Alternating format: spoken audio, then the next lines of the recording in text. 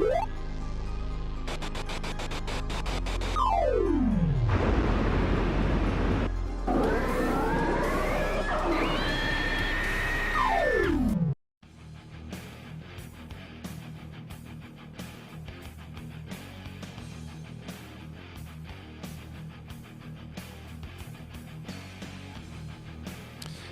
out there in Internet Land. This is episode 18 of the Stop the Damn Match Wrestling podcast. I'm your host, Phil Lamington. Sitting to my left is a man who... he's kind of happy about that pay-per-view. That's JB. JB, how are you, my friend? Pretty good. That was a pretty good pay-per-view, actually. Yeah? It was not bad at all. Awesome. And to my right is a man who... he's also happy about this pay-per-view, and that is Dr. Seamus. How are you, my friend? Not too bad. It was like I only seen you a few days ago. Yeah, well, it was only 2 days ago that we did the retro pay-per-view, and here we are back at it again. So we just finished watching WWE Extreme Rules 2022, and going in, it had some really interesting builds. Also had the White Rabbit reveal that had been building on the internet for quite some time, and then the show itself, it delivered. For the most part, it delivered.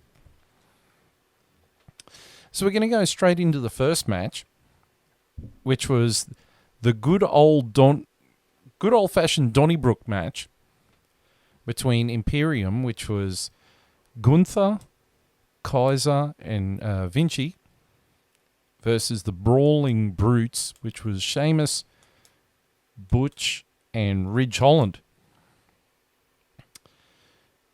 Oh my God, Gunther's chops are still devastating. Like he chops, like he puts Ric Flair's chops to shame. Yeah, I wouldn't want to be on the end of them. But both teams seem to have really good chemistry together. Like they're really interesting teams to watch. They knew how to fight.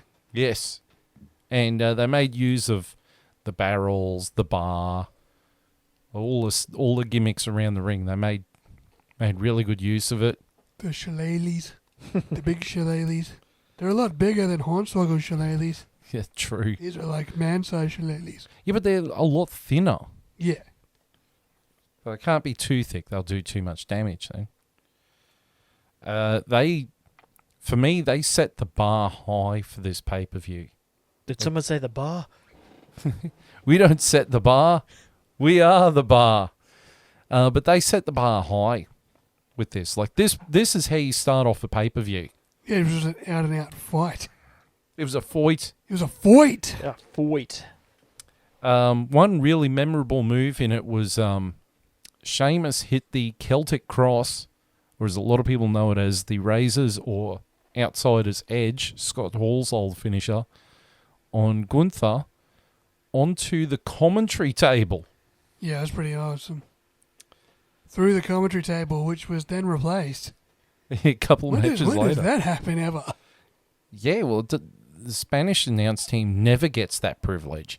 Once it's gone, it's done. It's because me no hablo español. Okay. Don't know what they're asking for. But eventually, Sheamus hit the brogue kick on Vinci, and the Brawling Brutes win via pinfall. So we'll start with JB. What did you think of that match, JB? Yeah, I thought it was a solid opener, man. I'm going to give it 3.5 out of 5. I think it was a solid opener. It was vicious. You know, Sheamus was walking into the match. His chest was still beat up from, like, the assault he got on Raw. SmackDown, like, before the pay-per-view. And then Gunther comes out and just chops the hell out of him. You know, Butch was out there, you know, doing his usual craziness, his Pete Dunne stuff. His finger manipulation is still creepy as. He makes it not that real move look pretty real. Yeah. Yeah. No, good match. Just good, solid. Just 6 dudes just beating the piss out of each other for a bit. You know, good opener to the match. Shillelaghs and tables and whatever else they could get their hands on. And then Gunther's chops just added that level of intensity to everything else. Yeah, pretty good opener. Seamus? I give it a 3.5 as well. A very entertaining first match. Just solid, hard schlungery. Just smash mouth. Absolute massive chops from Gunther. You know, it was good seeing Pete Dunne actually, use his finger manipulation or joint manipulation again. His name's not Pete Dunne anymore. It is to me, okay? Butch. Fucking butch. Butch. What are you, lesbian? God. Well, I gave it a 4. 2 days ago, we did the WrestleMania X7 or 17 retro pay-per-view, and I downscored the Jericho-William Regal match because I felt it lacked a real energy to it. And then straight after that was the APA Taz versus Right to Censor match. This felt like it was the APA versus RTC match on steroids. Like, it had that burly brawl feel to it. Yeah. And then it had some on top of that. Like, it took that match from X7 and just put more layers on top of it. And it got the crowd hyped right from the kickoff, which is what you want in an opening match, which was the other reason why I marked down the Jericho-Regal match, was it just killed the crowd. Yeah, well, they had good chemistry in the ring. Like we mentioned that Jericho and Regal didn't seem to have good chemistry. Yeah. But these six had good chemistry. They knew the story they wanted to tell when they got in there, and they told it. Yeah. There's no frills, man. Just straight ahead pursuit. All right, the next match was for the SmackDown Women's title, and it was an Extreme Rules match. It was between the SmackDown Women's Champion Liv Morgan and Ronda Rousey. Now, the first thing I noticed, and it took Corey Graves a couple of minutes to notice it too, was that Ronda Rousey was wearing an attire. Like she came out to a gi as a tribute to Jean LaBelle, who just passed away. Yeah. But then when she took that off, on her outfit was a whole bunch of writing like submit and obey, which was a reference to the Rowdy Roddy Piper movie, They Live. Yeah. Which I'm a massive fan of. That was a cool touch. So that was still her keeping Roddy Piper as part of her her attire. Yeah. If she couldn't wear his jacket, she was going to wear something that tied to him and tied to the match as well. Mm-hmm. There was a lot of stuff focused on a baseball bat, which took away from the match. Yeah, it was kind of a distraction, like them fighting over a baseball bat. Mm. You know, this is supposed to be a wrestling match, not a game of Double Dragon with two people. Yeah, I mean, I'm not sure why the baseball bat was such a big thing. It was Liv Morgan trying to show that she was hardcore with a baseball bat. With a Sting tribute. Yeah, but it kind of detracted from the match for a bit. It did. But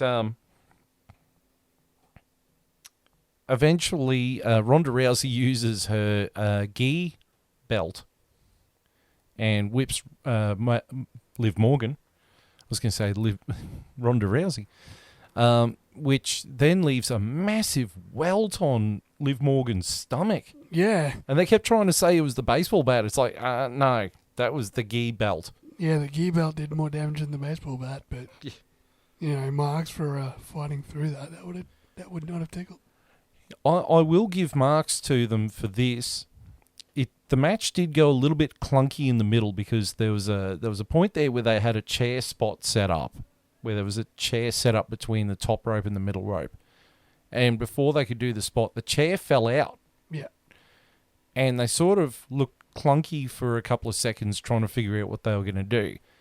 And eventually, Liv Morgan just put her through where the chair was supposed to be, and she hit the pole, the ring post. Yeah, they just went through with the spot regardless. Yeah, which kudos to them, because a lot of people, it would have just, the whole thing would have fallen apart. Yeah, it's good professionalism for both of them. Absolutely. So they were able to call an audible and slightly change the narrative Mm.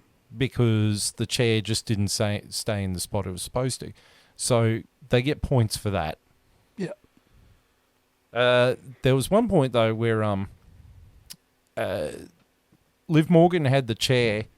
She threw it to Ronda Rousey. I thought, and I think you guys said it before I could even say it, I thought she was going for a Van Daminator. It very much looked like she was going for a Van Daminator. Well, Corey actually called that as well.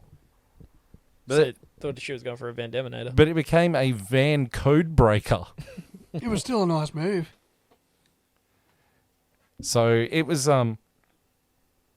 there was that. And then eventually Liv Morgan hit a senton bomb from the top rope, which put Ronda Rousey through a table, and then proceeded to bash her into what was left of the table. But eventually, Ronda Rousey locked in a bicep crusher. Yeah, I think it was a bicep crusher submission, I think. But while she had it locked in, and while Liv Morgan was passing out, Liv Morgan was smiling, That which was weird. a bit of a psychotic moment. But eventually, Liv Morgan passed out, and then Ronda Rousey is the new SmackDown Women's Champion. JB, what are your thoughts on this match? Honestly, man, I thought this was like maybe the flattest match of the night, in spite of all the good points we just raised about it. Yeah, I don't know.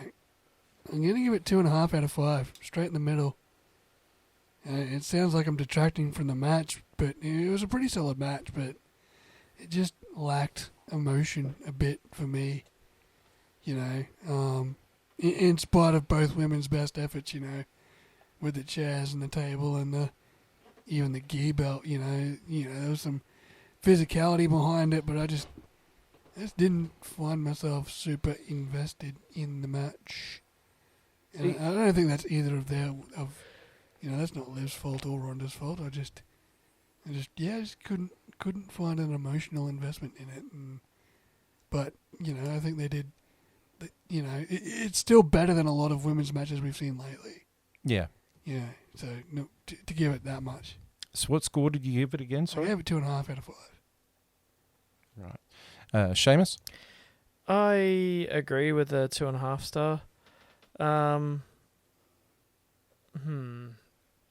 Like, out of the two women's matches that were there tonight, this was the better one of the two, in my opinion. I actually enjoyed this one more, which is surprising coming from a Rousey match. Most of them being pretty lousy. Yeah? Yeah. You just read that sign in the background that said Rousey is lousy. I did. I Yeah. most certainly did. Nicely done. But, yeah, I mean, some of them, not all of them, don't get me wrong, but most of Rousey's matches have fallen pretty flat. Other than, the hype of it being Ronda Rousey, that's been pretty much it. She's getting better in the ring, I'll give her that. She's not botching near as much as when she first started. She's getting better on the mic, sort of, but she definitely could do with someone being her mouthpiece. So like Brock has Paul. If she had someone like that, she'd be quite a lot better, because then she could just focus on, doing stuff in the ring. Excuse me. But, yeah, pretty okay women's match. I'll give it, actually, nah, screw it. I'll give it a 3. Making you cross stuff out. Well, I initially gave it a 3, but I changed it to a 2.5. My reasonings being that I'm finding with Ronda Rousey that her matches are overly choreographed. Like, they always seem like they're rehearsed. There's nothing fluid about them. They're just, it's almost like it's her dialogue from one of the Fast and the Furious movies, where it's just wooden. Yeah, absolutely. She needs to be in there with someone who can wrestle her style of match and be fluid and be able to call it. And I don't think Liv Morgan is quite that person. No, she used to be in there with a Becky or a Charlotte or a Shayna Baszler. Just sort It's of, a cool loser going off outside. I think Liv Morgan needs someone to drive the machine for her. She doesn't have the wrestling IQ that a Becky or a Charlotte has. They were real quick to take the belt back off her, too. She hasn't been champion that long, has she? No.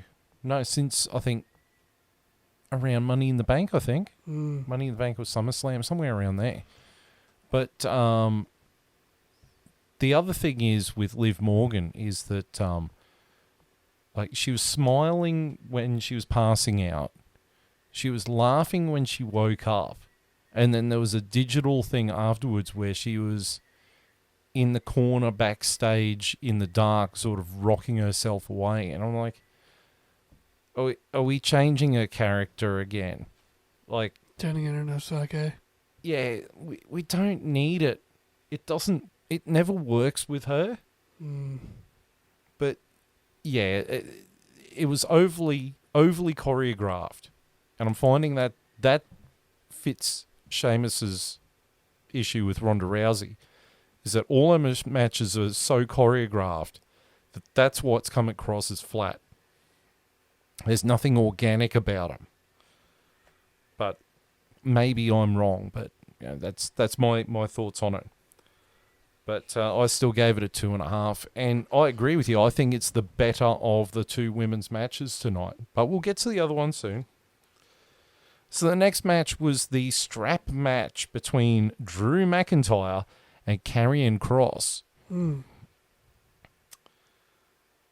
Now, I don't have many notes for this because it was a pretty good match, but sort of not a lot and yet not a lot happened for a long time. It was a big brawl because Karrion wouldn't put the strap on. And they brawled around. And then eventually, after brawling for a bit, Drew does a backbreaker, but without using his knee, he drops him onto the hardest part of the ring, the apron. Yeah, that was a good move. And then rolls him in, puts the strap on, and the match begins. Drew does a lot of wailing away with the strap in this match. Like, Karrion gets a fuck ton of flogging done to him. He was taking strap. some steam out, man. He just flogging the shit out of him. But I believe, and Shay, you're the keeper of the records with this. I believe that they had matches when they were both in Impact. I could be wrong. Wait, who was this, sir? Drew McIntyre and Karrion Kross. Because I think they had an interaction. I can't remember if they had matches together. Okay. Well, I thought they had really great chemistry together, though. They worked really well together. Absolutely. They're both like Smash Mouth style. And for me, this showed that Karrion Kross can actually be a main eventer. Absolutely. I didn't really watch a lot of his NXT work purely because I was just too busy to watch NXT stuff at the time. But you can see that this guy really is a main eventer alongside of Drew McIntyre. He has potential. And like, both guys had really great use of the strap. I've seen too many strap matches where the strap really was just there as a plot point. Yeah. But these guys actually seemed to make use of it, and it was one of the better strap matches I've ever seen. And also really enjoy the work of Scarlett Bordeaux as a manager. Yes, I enjoy her work too. You haven't even seen her OnlyFans. It's good to know that she has one though. Oh yeah. But her work as a manager, like, she's a really effective manager, and her and Karrion Kross, like, I know that I think they're married in real life or whatever, but they really do work well together. And it highlights what Vince McMahon didn't get when Karrion was brought to the main roster We got some kind of gladiator outfit. Yeah, but he didn't have Scarlett with him, and it just sort of culled from his character and just made him just generic man 57, you know. But eventually Drew goes for a claymore, but Scarlett jumps in the ring and gets in the way. So Drew goes to go around her, and she hits him in the face with a can of mace. Yeah, pepper sprayed the shit out of him. And then while he's recovering from that, Karrion Kross hits Drew with the cross hammer, gets the pinfall and the win. Sheamus, what do you reckon about that match? I give this one I give it a 3.5. It was pretty solid. I quite enjoyed this match. It was very physical, which is sort of what you expect from a strap match. I really like Karrion Kross. This iteration of him comes up as like he's going to fuck you up. And I always like Drew. Any match Drew's in has just been good. It's always been hard-hitting. He's always entertaining to watch. He moves very quick for someone that's his size. Yeah, just all-around solid match. Quite enjoyed it. JB? Yeah, I gave it a 3. It's, a lot like the first match of the night. Very physical, and it told a story. I love Drew, and Karrion Kross was a worthy adversary. I don't quite know if the strap added or took away from this match. I don't know, the strap was maybe too much of a focal point. It's a strap match, but I don't know if the strap limited what they could do in a match. It was being the focal point of the match. You can't really do much outside of the strap because you sort of, you're tethered together. Yeah, you're handcuffed. It's not like you can lay the dude on the announce table, then you walk back in the ring while you're tethered to him. You can't do much. So, I don't know if the strap added or took away from this match really, but it was solid enough from both of them, 3 out of 5. Yeah, I gave it a 3 out of 5 as well. My main detractor on this match was I felt like it was a little bit slow. Just a hair slow. I mean, that's not a massive thing. It's not like it was a clunker that dragged and dragged and dragged and dragged and dragged. Like, it could have just been a little bit faster, but not by much. I think the only other problem I had with this match is I think this should have been a number 1 contenders match. For the title? Yeah, whoever won this match gets a crack at Roman Reigns. Yeah, right. At Survivor Series. Yeah, definitely. I mean, these two guys, they are main eventers. Whether Karrion Kross is a proven commodity or not, these two guys are main eventers. Yeah, they both prove that they can carry a match.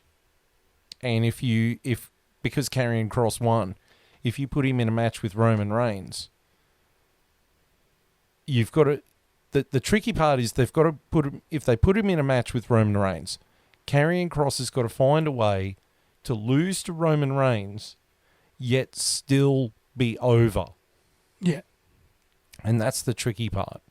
And I think that's why they haven't put Karrion Kross into the main event picture yet. Is because they're still trying to build the equity and the danger of Karrion Kross on the main roster. Yeah, give him time. Yeah, don't overcook it. Don't do what you did to The Fiend a couple of years ago and put him straight into a title match inside Hell in a Cell and then go, how do we get out of it, and do a DQ finish in a Hell in a Cell match. So stupid. That was dumb. Right. So the next match is for the Raw Women's Championship, and it's a ladder match. It was between Bianca Belair, the Raw Women's Champion, and Bayley. So for the longest time, nothing memorable happened in this match. Like, really nothing happened. I literally was falling asleep during the match. And then eventually Bianca Belair hit a sunset powerbomb onto Bianca Belair, where she threw her into a ladder that was set up in the corner. And then eventually Bayley sets up a ladder between the stairs and the security rail, puts Bianca Belair on there, and then does running elbow drop that really sounded gnarly. Like, Yeah, it looked like it hurt. Mm. it sounded like it hurt. Yeah, absolutely. Eventually, Damage Control come out to help Bailey, and they go to do something. I think EO goes to do a moonsault, and Bianca picks up both of them and gives them the KOD together. Yeah, that's pretty cool. Michael Cole forgot what show that title was for, because he said it was the SmackDown for the SmackDown Championship. Can you blame him though? Ba-bam. They look the same. One's red, one's blue. Eventually, Bianca Belair hits the KOD onto Bailey, but Bailey is carrying half a ladder, so she ends up eating the KOD onto the ladder that she was carrying. And then Bianca Belair climbs up the ladder and retrieves the Raw Women's Championship. Sheamus, we'll start with you. What are your thoughts? I give this match a 2. It was, as you said, very bland for the majority of it. My eyes were rolling in the back of my head throughout half of this. Like, nothing other than, like, right towards the end where they actually had a few decent spots. It's a ladder match, for fuck's sake. Use it. They used it for a couple of spots, but other than that, it was just not memorable at all. Don't get me wrong, I like Bailey. Belair is growing on me. What in the hell was that about? Follow the buzzards on that one, buddy. Yowie wowie indeed. Don't look at me. It's all just crap that gets emailed to me for some reason. I'm looking very much at you. Don't. Anyway, the match Moving was... on. Yeah, match was quite bland. JB? Disagree with both of you. I actually thought this was the better women's match of the two. Oh, God. Okay. Yeah. I'm giving this a 3 out of 5. I was way more emotionally invested in this match than the first one. I think Bailey and Bianca put on a good show, actually, considering all things considered. The double KOD was awesome, and the KOD under the half of the ladder was badass. Bailey was trying her best to be innovative with the ladders. You could tell she was struggling. She's a short ass, so she was struggling with the ladders, putting them up, but I think they both put on a pretty good show. And it told a story. I mean, Bailey was obviously not going to win the match, but they both showed that they knew their way around the ring, and they knew their way around a ladder match. It was good to see them just in a one-on-one ladder match instead of like the normal Money in the Bank matches or whatever they do. But yeah, no, I actually enjoyed this match quite a lot. I actually thought this was easily the better of the two women's matches. I gave it a 2. I thought there was nothing memorable about it. And having just watched TLC 2 days ago, where that's one of the most iconic ladder matches of all time. Look, Bianca Belair and Bailey aren't going to go and fuck themselves up. Yeah, Bailey's coming back from an ACL injury. You think she's doing a swanton off a ladder? I just don't think they should have done a ladder match. I think it was an odd choice as well. But I think for two superstars that sort of need to protect themselves, like for two people that need to rock up to work again tomorrow at Raw or SmackDown, whatever, what brand are they on? Raw. So for two people that have to rock up to work tomorrow, they had to, they're not Jeff Hardy. Like, they're not going to bounce back from, and Bailey's just done her knee. She's just come back from an ACL. She's not going to be doing, like, swantons off the top of the ladder as much as we wanted to see it. I think they told the story well enough, within their confines of what, as hard as they were going to go. Oh, I just think it lacked a little bit of creativity. Yeah. And maybe that's what happens when you put... Or it shows a ladder match was an odd choice for a match. But it's kind of like the strap match before. Like, the build up for this match, at one point, Scarlett Bordeaux lit flash paper and tried to burn Drew McIntyre in the face. But she must have been watching Hulk Hogan versus the Ultimate Warrior at Halloween Havoc 98 because that's how that one turned out. Yeah, right. And I think that for their match, instead of it being a strap match, it could have been an Inferno match. That would have been different. I mean, we haven't had an Inferno match in God knows how long. I think with this match, I don't think a ladder match was quite the exclamation point That they wanted it to be. they wanted it to be. I think either of them are... Bailey's probably more suited to a ladder match than Bianca. Yeah. But I think there was just two women that were... Maybe they're a little bit out of their depth. You know, you could both tell that they're definitely not ladder match specialists. I mean, you want to keep bringing up TLC. All three of those teams in that match did ladder matches. That was their bread and butter. Yeah. Like, you can't say that Bianca Belair and... It's like having Big Show and Kane in a ladder match. It's not really fucking bread and butter, is it? No.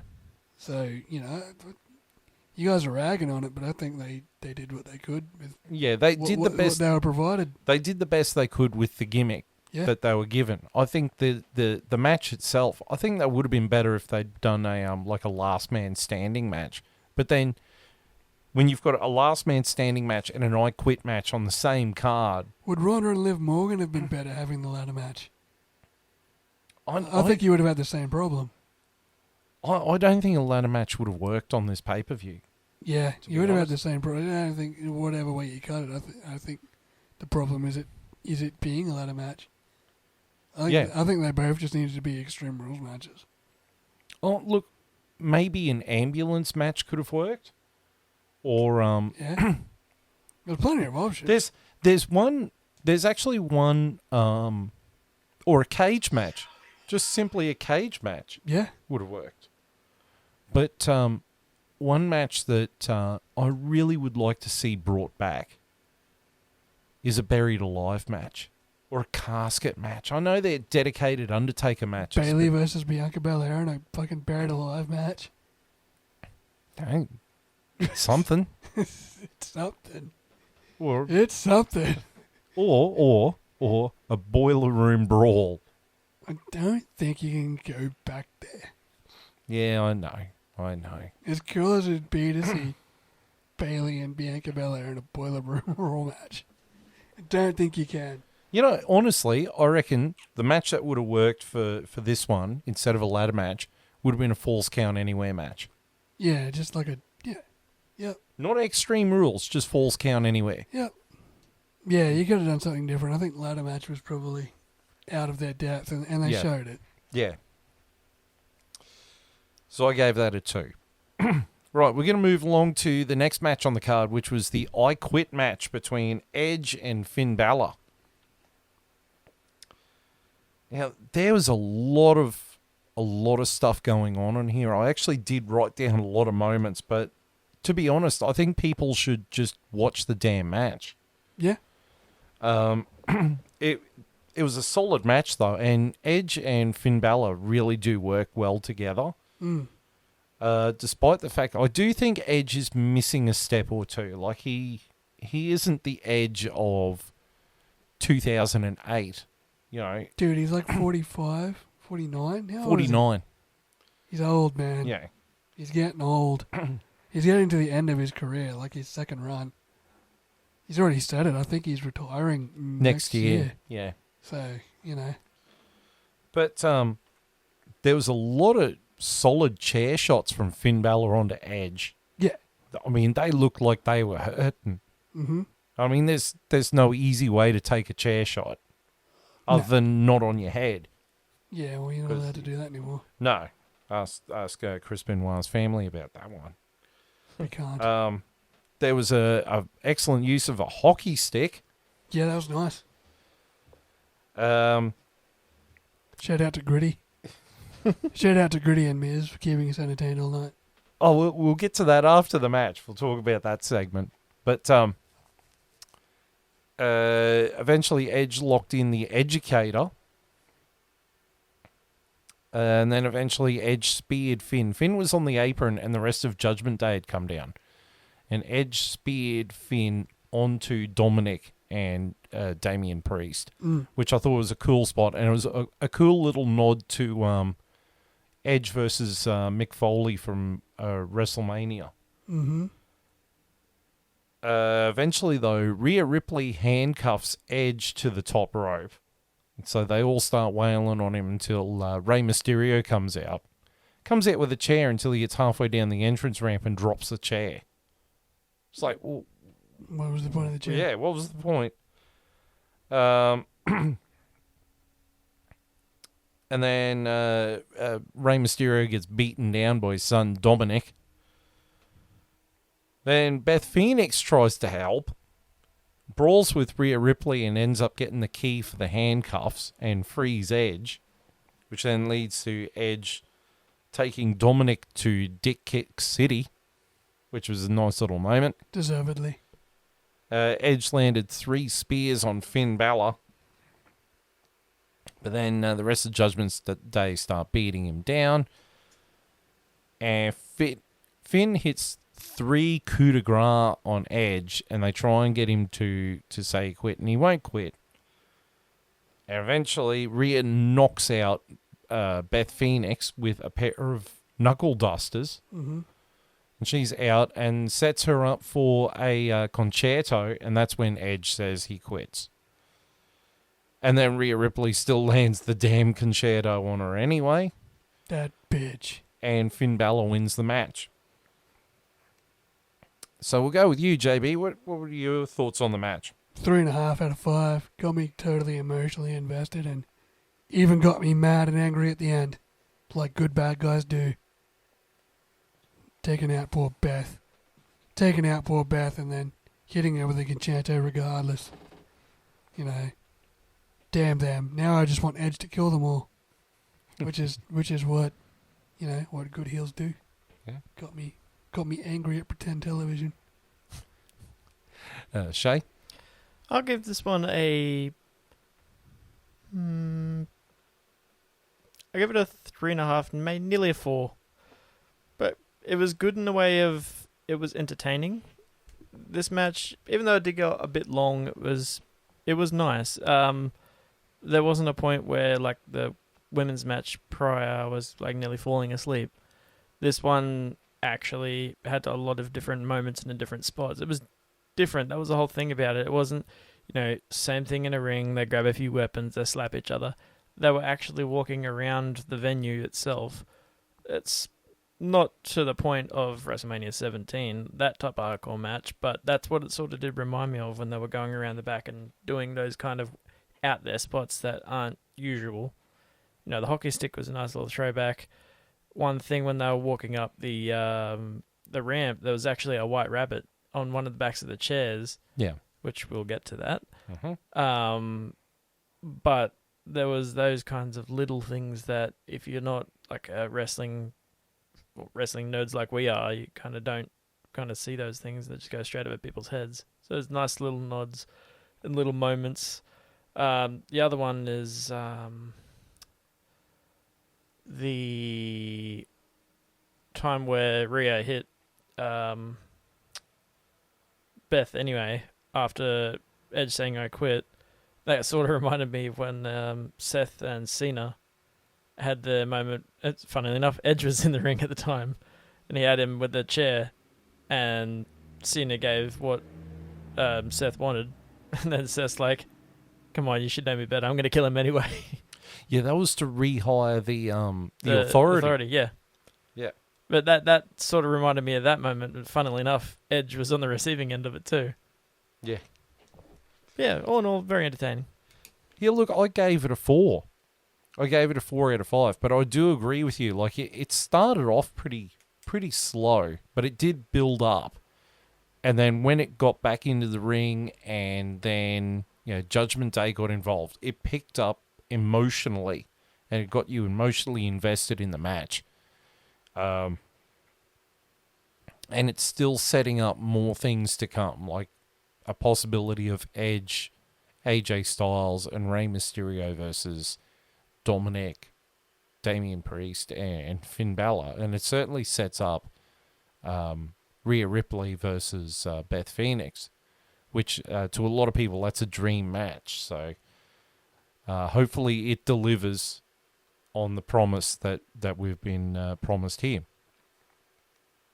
But yeah, I thoroughly enjoyed the end. I think you could have cut 5 minutes out of the start. And to your point, how I think you referenced, I think it was Triple H versus Taker from WrestleMania 17, how they brawl through the crowd. This match, when they're brawling through the crowd, more reminded me of John Moxley currently in AEW. Like a couple of pay-per-views ago, like it was a massive brawl through the crowd. It was Mox and someone, but I can't remember who it was. But it very much felt like that. But in an enjoyable way. I just think they could have cut a couple of minutes off the start and tightened it up a little bit. But that's only being nitpicky. So then we get to the final match of the card, which was the Fight Pit match between Matthew Riddle, Seth freaking Rollins with UFC Hall of Famer Daniel Cormier as the guest referee. Seth Rollins came out in an outfit that looked like an RVD outfit and even did the self thumbs like RVD. So it was a nice little RVD tribute that even RVD got. I felt like this match had a real fight feel, like you were watching a UFC pay-per-view. That was the point of it. Yeah, it's hard to sort of quantify it, but it had the real fight feel, big match feel, which is what you want in a main event. You want it to have that big match feel. Yeah. And both guys were working really hard to make this match type work. Like, this is not an easy match to do.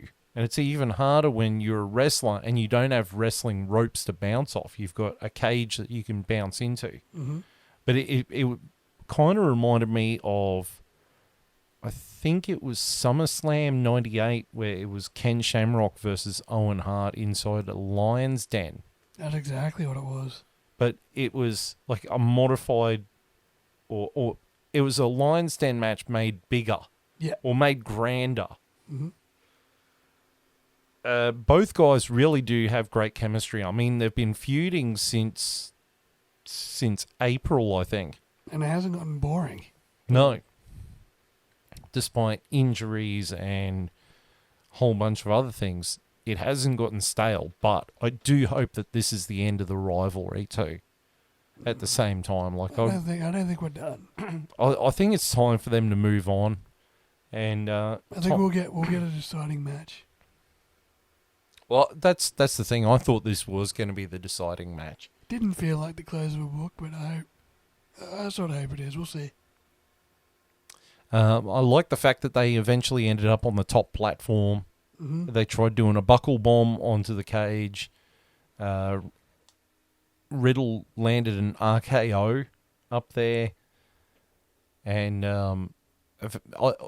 one thing that happened was when Seth Rollins fell off and fell back into the ring, it actually looked real. Yeah. Like he like slowly slipped off.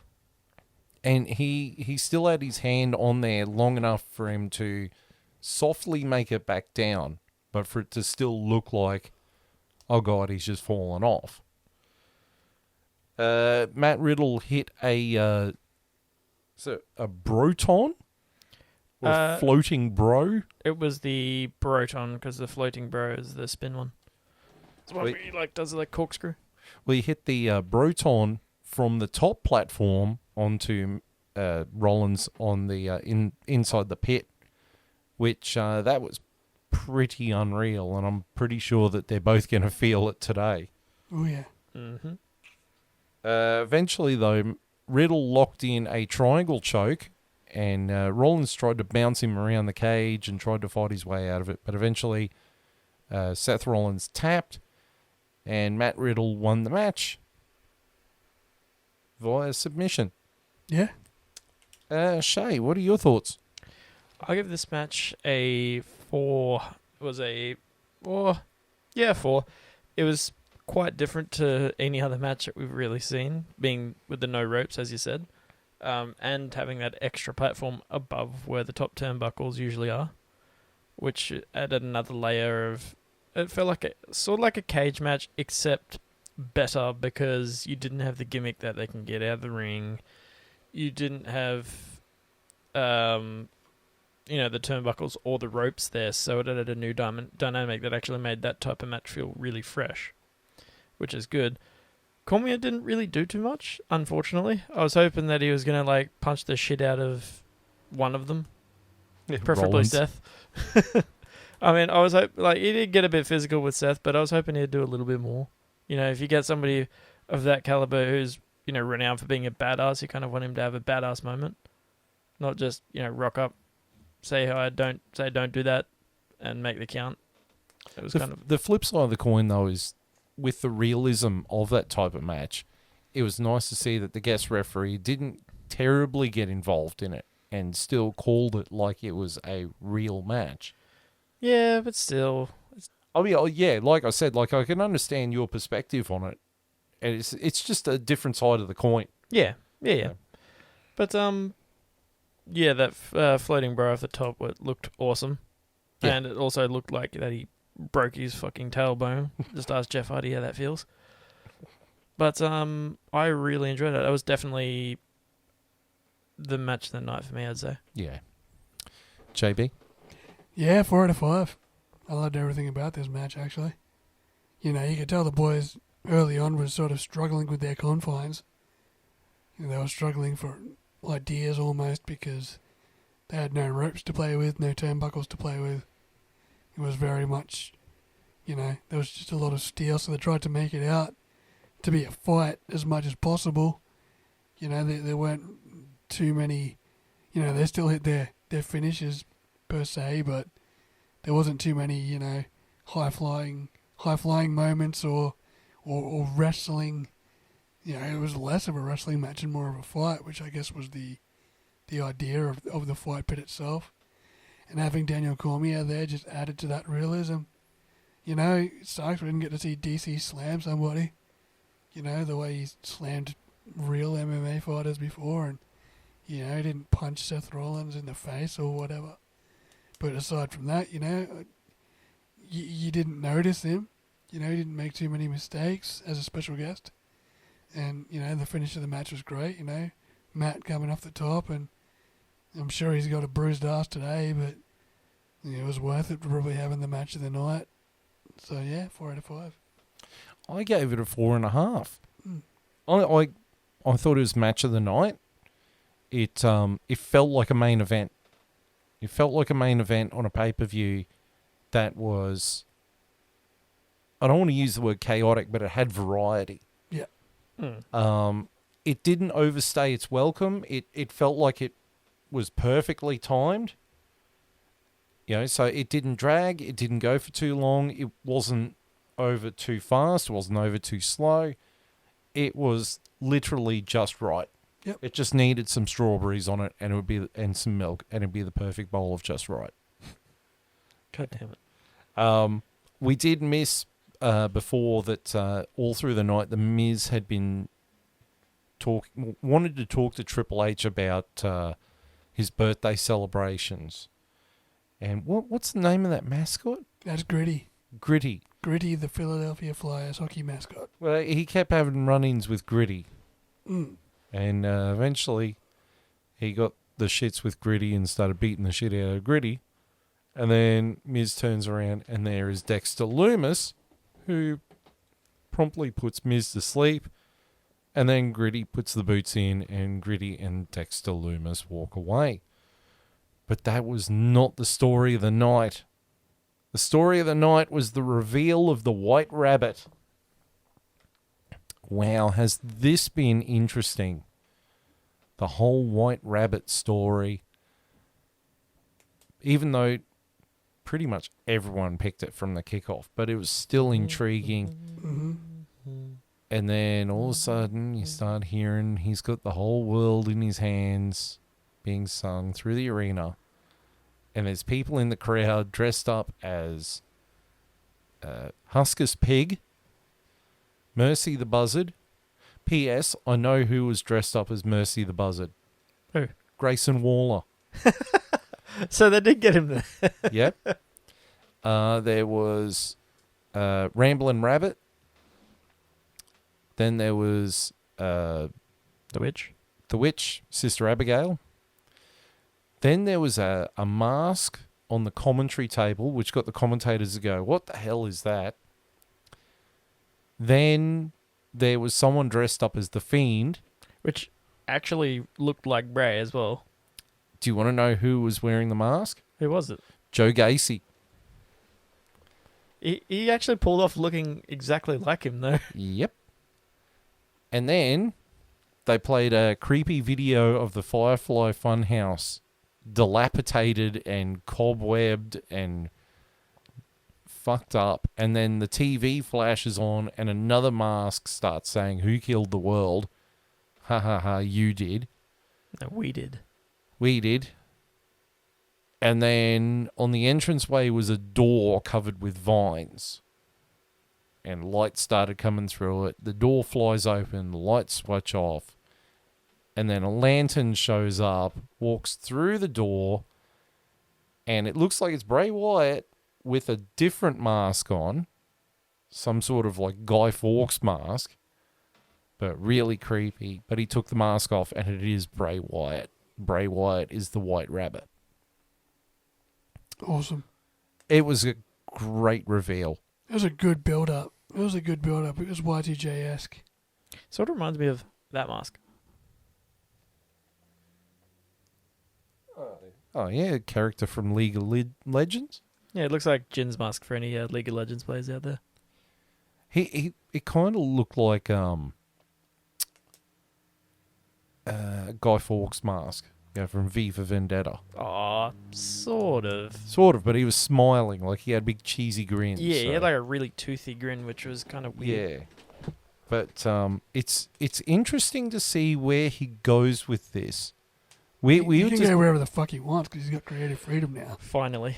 I think where he can go with this was something we discussed before we hit record, which is that he could be the new Mick Foley, like have the different personas for different things.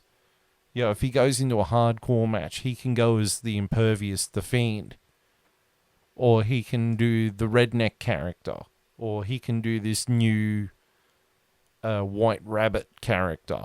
Mm. You know, he can do whatever he wants. And he'll be free to. And then in a Royal Rumble match, he's got 3 entrances. That too. What WWE has got to do though is slow burn him. Yeah, they don't want to just chuck And- him straight into the main event. Don't chuck him in the main event, and also don't make him lose on every pay-per-view. Yes. Like build him like Kane in 98 or 97. Like it's just an animal. We've built him like they built Drew when he came back. Yeah. But I mean, like, Kane in 97 and 98 was just a monster that no one could put down. And it wasn't until he faced Taker at WrestleMania where he got put down. And even then, Kane still came out looking strong. Even Big Show when he first came in.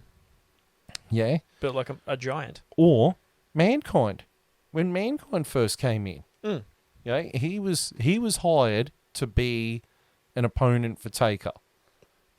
And they needed someone who was virtually indestructible, which is Mick Foley.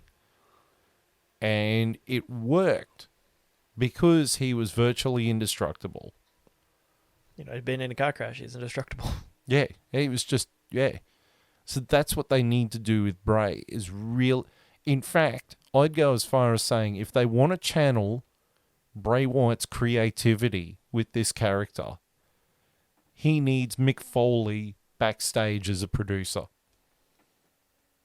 So that he's got someone who's just as creative as him, working with him to bounce ideas off. bounce ideas off and to keep it fresh and not bury it.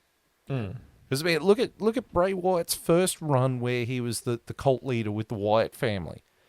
Every pay-per-view he lost. Every pay-per-view he lost.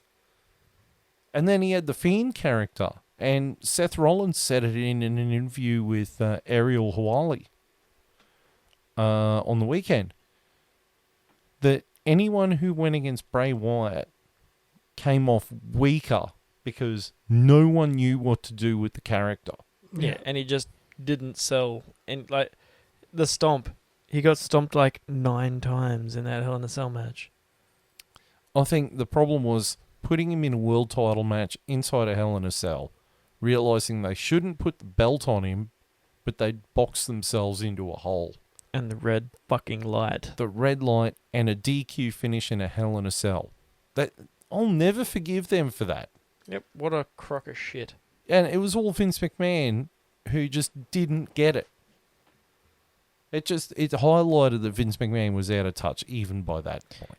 The funny thing is, he didn't get that, but his main person was the fucking Undertaker. Like, come on. I mean, this is the guy who had Mankind, Kane, Taker, John Cena, Hulk Hogan, the Ultimate Warrior. Austin the Rock. Yeah. Austin took losses, Rock took losses, but Hogan was an unbeatable machine. Warrior was an unbeatable machine. John Cena was an unbeatable machine. Roman Reigns now is an unbeatable machine. Mm-hmm. He's the biggest unbeatable machine. He's the longest reigning ever. Yeah, I mean, Brock Lesnar, Yeah. unbeatable machine. Well, Brock actually took losses, though, Oh, yeah. to other unbeatable machines like Cena. Yeah. But you know my point. Like, it's, you know, Mick Foley and Kane specifically are two characters very similar to what Bray Wyatt is doing. Yeah. And they've got to really go back and watch how they were booked back then. And try and bring that to the year 2022. It's possible. It's possible, and he's got creative freedom, so Yeah. Triple H will back him all the way. let them try. Yes. And Bron Breakker was also noticed in the crowd. So was Nikita Lyons. Titties. She really needs a new finisher because she does an axe kick like Christy Hemme used to. You remember Christy Hemme, right? Yeah. Yeah. How she had that axe kick and that was her finisher. That's what Nikita Lyons' finisher is. Booker T should give her the bicycle kick. Can you dig that? But Nikita Lyons actually lands that kick and maintains it as a pin while she's got her ass pointed at the camera. I'm okay with this. Keep that finisher. Okay. Right. So, Shay, while we're on you, might as well ask you first. How many cheese graters would you give this pay-per-view? I'll give it a 4. It was a pretty solid pay-per-view. Jesus. It was no WrestleMania 17, but pretty solid. JB? Good, solid 3.5. Was good. Was good. Plenty of matches to look back on. The last 2 matches are pretty good. Yeah, I gave it a 4. I think the only detractors really were the women's matches, but I do like that the pay-per-view only went for 3 hours. Yes. The last 2 matches really carried the weight. And the first one. Yeah, as the first one. The first one was great. Even the strap match lived up to expectations. It was just the women's matches were the ones that kind of dropped the ball, if you want to call it that. They were still pretty solid. Compared to what we've had. But Neither of them were bad matches. yeah, but overall, if you've got to pick 2 matches that will... if you've got to pick 2 matches that that were the on the lesser scale of the pay-per-view, Yeah, it was. it's those. those 2. I mean, hey, Omos wasn't there, so we can't give any matches 5 stars. JB's very devo about Yeah, no 5 cheese graters tonight. No Amos. that. I actually think No Amos, no cheese graters. Triple H is going to future endeavor Omos. Either Future Endeavor him or send him back to developmental. Well, you know, MVP's left the company. Oh, did he? Yep, his contract expired and he wasn't offered another one, so he's Quietly left. walked out. Which is sad. Same 'cause as Nigel McGuinness got let go. That's sad. That's really sad, actually, because Yeah. he was good. Yeah, he got let go. He got notified a couple of days before the commentary reshuffle that they were not re-signing him. Which is sad because he was a good announcer. He's one of my he was favourite announcers. fantastic. But the fact that they're keeping Pat on there, I'm very happy with. They would have committed commentary suicide if they said no, he's not coming back. What I don't like is they let go of Nigel McGuinness, but they're bringing back Booker T to do NXT. That annoyed the shit out of me.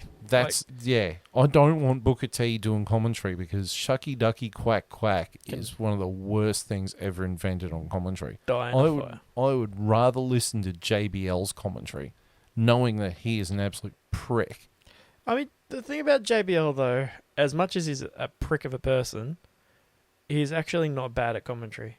He was a wrestler, of course, and he had that experience to be able to call matches and actually, appreciate what's going in the ring more so than a commentator who hasn't, with the exception of Michael Cole, because he's been there since fucking TV was black and white. Good Lord. And he had highlights. He did. I still maintain they should get Kevin Nash. Yes, Kevin Nash would be brilliant. Or Scott Steiner.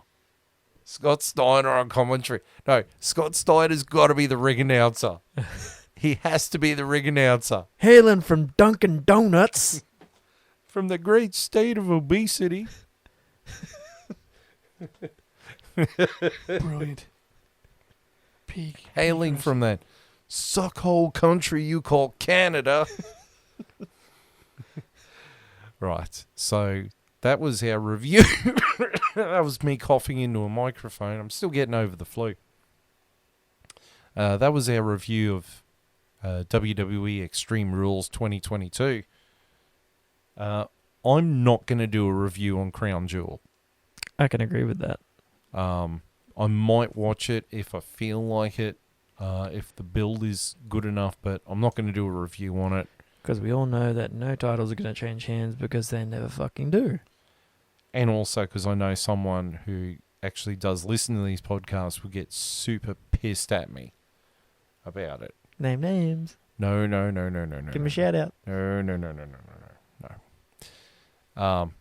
So that means the next major pay-per-view is Survivor Series, which is bringing War Games to the main roster. Except we won't have him say it, and it makes me really sad. Yeah, we won't have William Regal saying it. That makes me really sad. That makes me sad. Just play a recording of him saying it. All right. But thank you for tuning in on behalf of JB and Seamus and myself. Thank you for tuning in to Extreme Rules 2022 review. And we will see you soon with a review for Survivor Series War Games. Until then, it is goodbye.